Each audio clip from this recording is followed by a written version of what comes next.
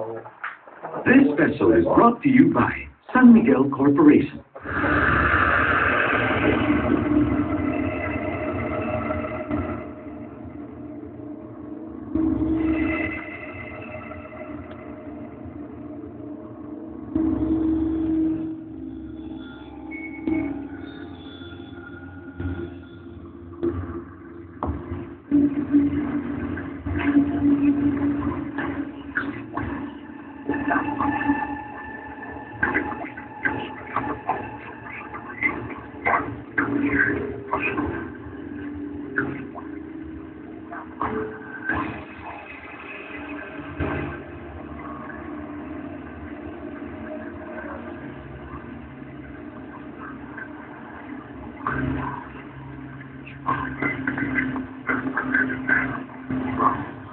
Ang nanay ko, si Lucas.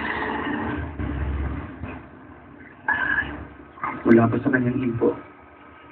Lola, hanggang sa kanyang nilay, pinasa sa kanyang kakayahang manghilot, mangdamot, at mangilan.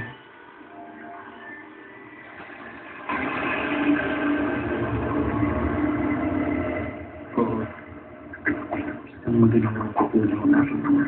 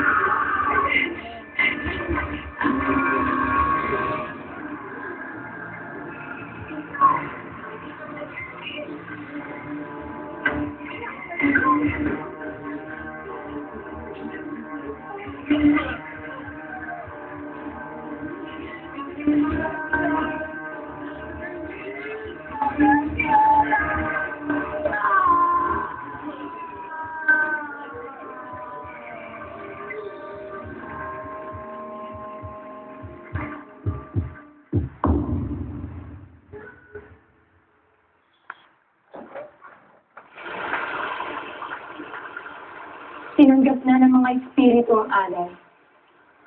Tagumpay ang ritual. Salamat sa inyong ginawa.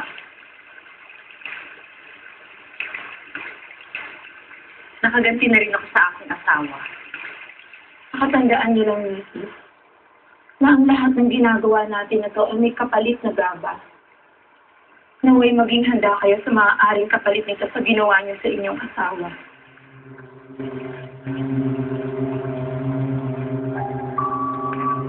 Pera. Pera ang kapalit ng kakayahan ng aking ina. Pera din ang dahilan kung bakit ito pinagpapatuloy.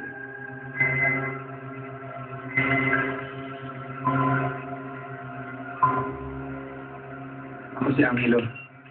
Panganay sa 4 na magkakapatid. Wala kahit isa sa amin na nakakaalam sa ginagawa ng aming ina. Sadya niya itong nililihim sa amin. Oh, hugas muna kayo ng kamay, ah. Dahan-dahan lang. Oh, Jocelyn. Mahugas ka na ng kamay. Tulungan mo ako magkaya.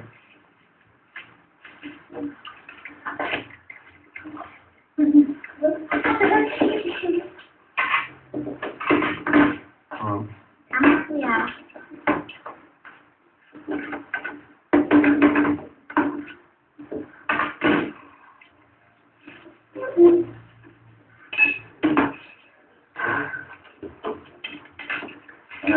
Hi!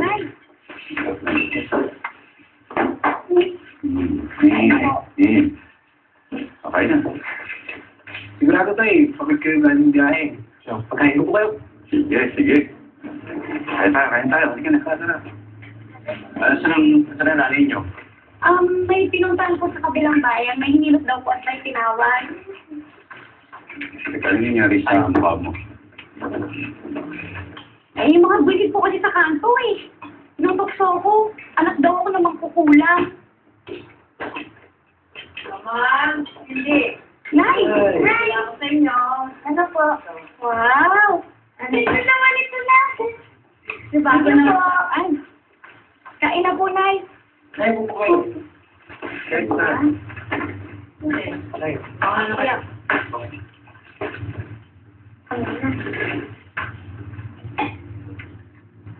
Kumain ka ng gulay. Apa.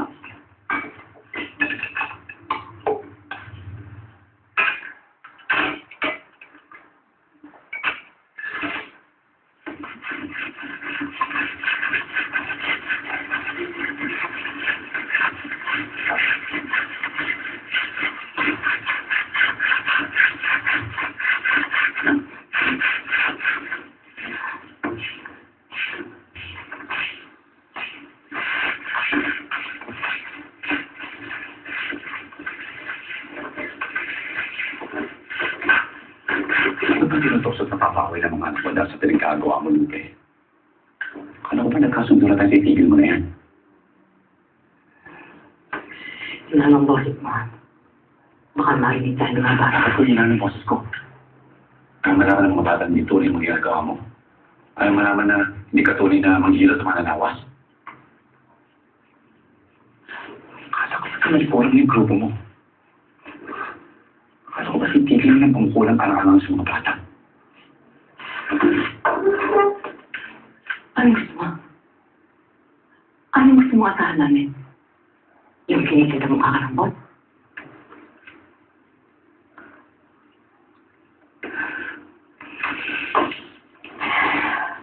Gago. Ayaw ko na ng ginagawa ko. Sabi nga akong ka. Sabi mo, bubuhayin mo ang pamilya natin. Pagpapadala ka ng pera, buwan-buwan. Pero ata, ilang buwan ako naghihintay, walang dumarating. Hindi ko lang magbilis mo ng kami ng trabaho eh. Ang gagawa ko, tumigilin ko sa yung video na ginagawa namin. Napare-pareho kami nung wala kami ng trabaho. Eh kami pa, paano kami? Hanggat wala kang trabaho, hindi kami nakain. Hanggat wala kang trabaho, hindi mag-aaral mga anak mo. Hindi naman mangkukulang ang solusyon, Lupe. Eh ano? Sige, sabihin mo sa akin. Ano? Anong solusyon?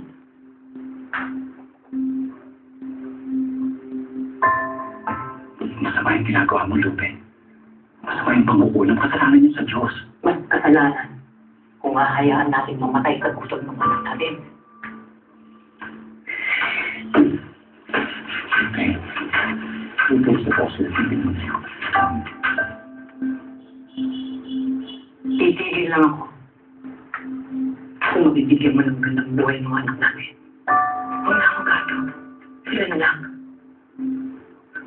Ayaw ko lahat sila matulad kay Angelo. Kakatamatan nila nag-aaral. Nagtatrabaho para makatulong sa atin. Gato, tayo mga magulang. Tayo ang dapat bumubuhay sa kanila.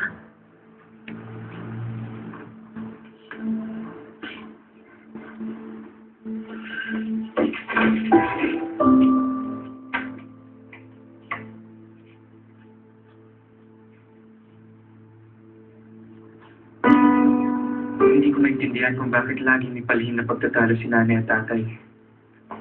Inakala nila na ang pagtatago ng katotohanan ang makakabuti para sa aming magkakapatid. Pero nagkamali sila. Ayon nga sa kasabihan, walang katotohanan hindi nabubunyag.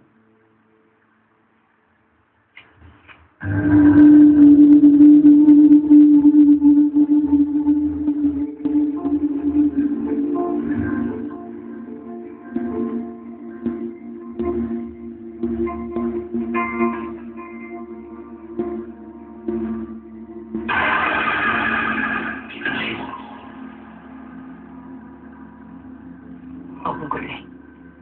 Umalis ka. Huwag mong gulin ang pamilya ko.